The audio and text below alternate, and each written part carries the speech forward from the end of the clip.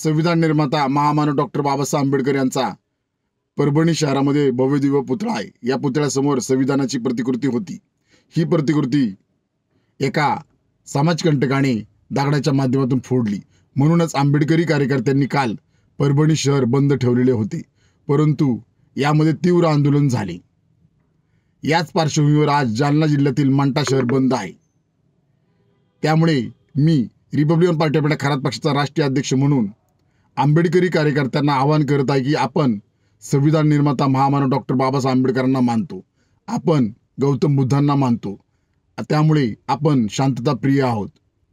त्यामुळे आज जालना शहरामध्ये मंठ्यामध्ये जो बंद पुकारलेला आहे तो अत्यंत शांततेने पाळावा असं आवाहन Republican Party of India Kharat पक्ष आपल्याला करत आहे।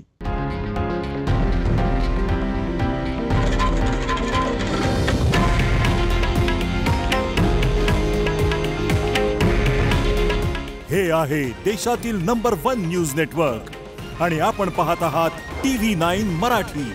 काळजी तुमची, हित महाराष्ट्राचं।